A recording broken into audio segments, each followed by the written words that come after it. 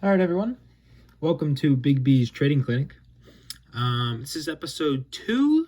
It's going to recap a bit of episode 1 as we have just added a new land fellow investor to the group. But I'm going to be going over what I feel, based on how I trade, is the most important aspect of trading. And that, my friends, is reading charts. You may be asking, what the hell kind of chart are you reading right now? Well, my friends, that, sirs, is a candlestick chart. Fellow member Justin, I know Slab's into it. You can look on your charts on Robinhood, and in the bottom right of your chart, you will be able to click on the little chart symbol and change it to something that looks a little bit like this. So right now your charts will look all liney like that. You can't really make any moves like that. You really want it to be the candlestick charts here. How to read them, just a little thing. We're going to go right here. This red chart means it opened at the top of the chart, at the top of this candlestick here, right? We'll just zoom in real quick. So on this one, it opened at like 292, right at the top of this chart right here, and then it closed at the bottom of this chart at 286. And for the green ones, it's vice versa. It opens at the bottom and closes at the top. So this is the all-time of the SPY, SPY. It is the most important ticker you should be following, as it is the S&P 500. And when people refer to the market, they refer to the S&P 500. The SPY is an ETF, so it just takes one of the zeros out of the SPY right here.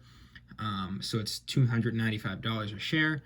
And these are the futures right now. So you can see like the normal SPY is 2,987, and it closed the other day at 2,940 or 54. You know what I mean? Kind of here. You just take out one of the zeros.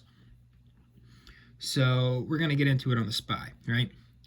So the main important thing right here is trend lines and support areas. This purple line is the 200-day moving average, so the average price over the last 200 days. This green line is the 50-day moving average, which is the average price over the last 50 days. These are the two main ones you use. You can also throw in the 100, which I like to do, but for simplicity purposes, we're going to use this.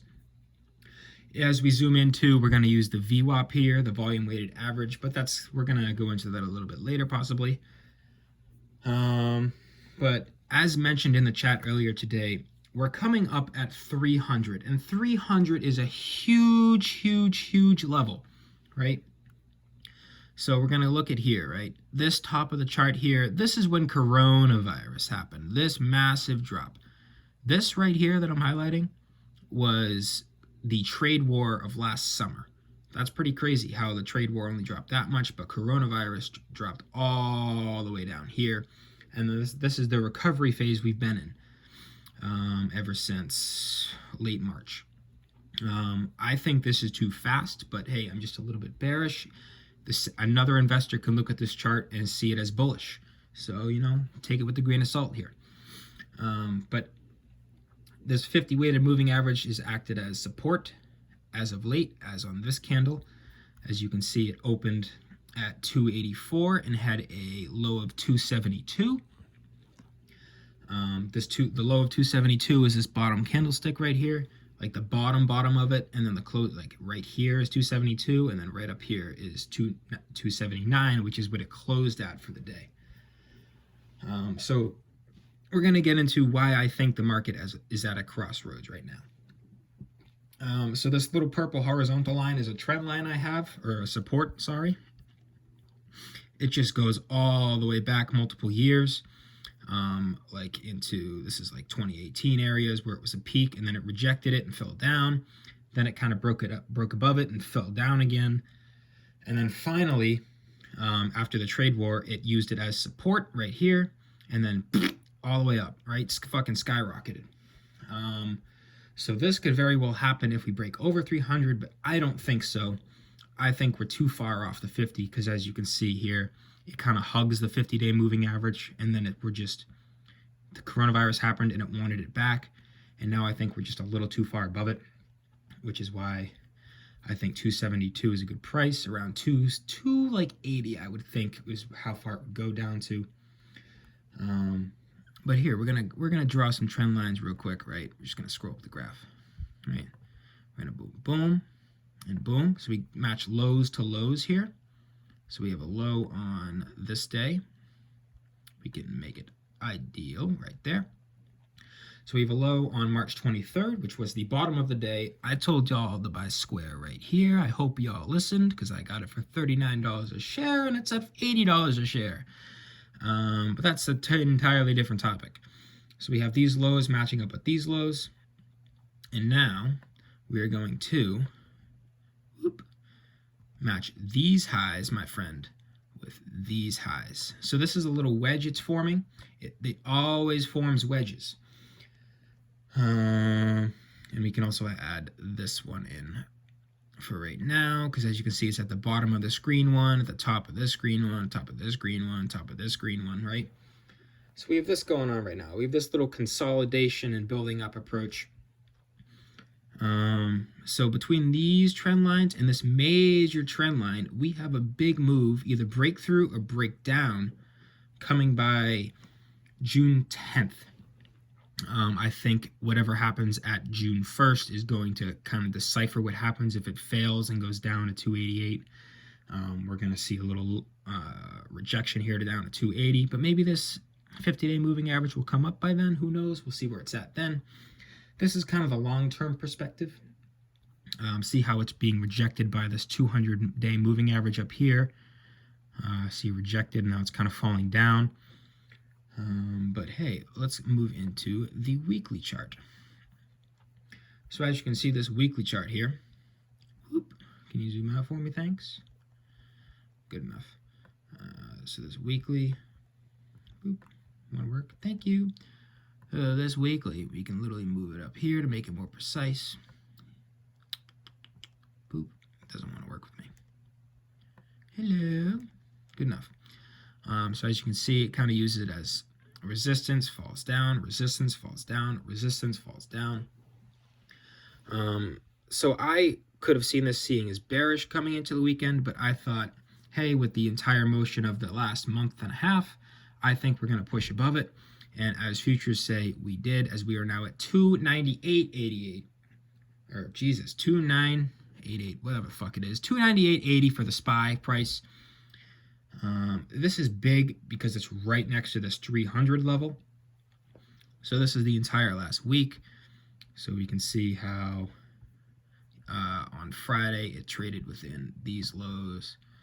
And see how right here it opened at this price right here, kind of rejected it, fell down. It was consolidating in this trend line, and then it kind of attempted to break out of it, and it was consolidating, and then it broke up, used it as support, broke up, rejected, which is very surprising here, because normally when it uses it as support, it would go up, which in turn it did within the next 30 minutes, and it closed very green, which is what made me think it would be bullish, because it closed very nicely.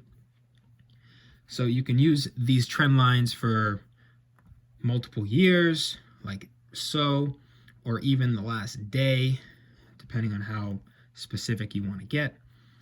It's just very, very important to see this kind of stuff. Oh, this is the VWAP. I said we might get into it. This is the volume weighted average. So this little thing down here, I wish I could get more specific on this chart. Maybe if I go to Hexa, it would be more viewable.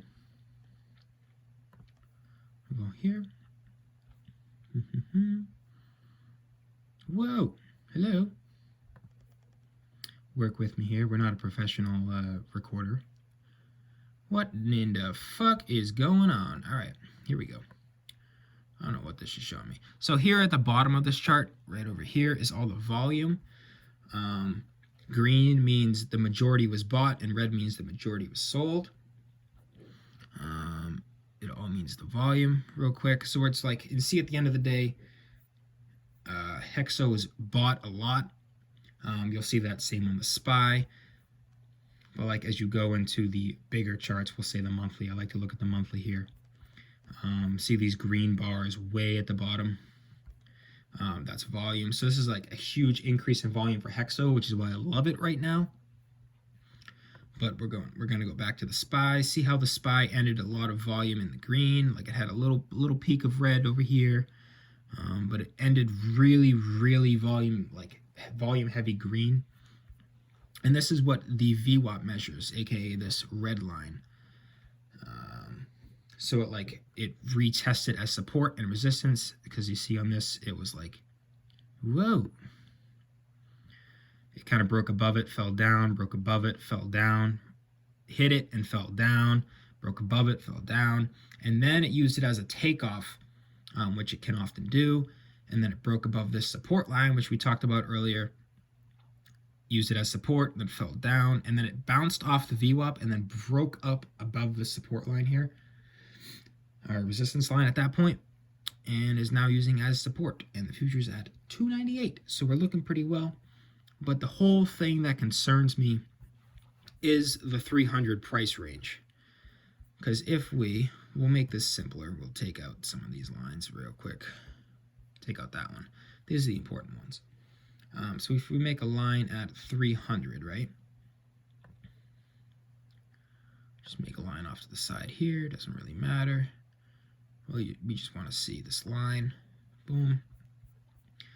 And then we scroll down. As you can see, it kind of hit this first support line and then used it as support real quick during coronavirus, and then crashed below it once it went through.